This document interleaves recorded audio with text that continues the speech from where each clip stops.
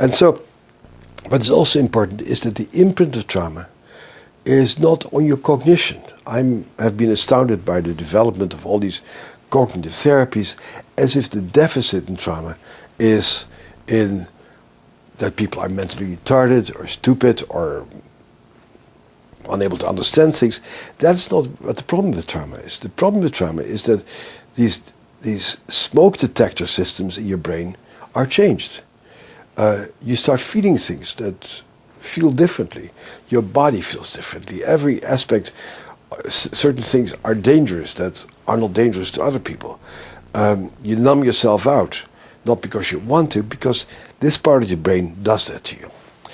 And so this is really where the imprint of trauma is most of all, is in your reptilian brain over here. This is the part of your brain that you were born with. That's the part of your brain that's active in little kids already.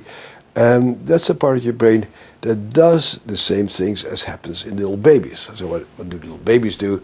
They can be awake, they can be asleep, they can be hungry, they can pee and poo, they can breathe.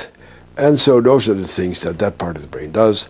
And it seems all quite irrelevant, except that if you get traumatized, all of these things get messed up. What happens with traumatized people? They can't sleep anymore. They sleep all the time.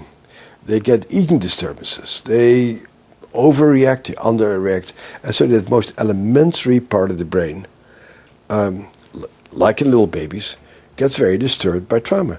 And so if that part of the brain gets disturbed, we need to have a treatment that addresses those very primitive parts of the brain.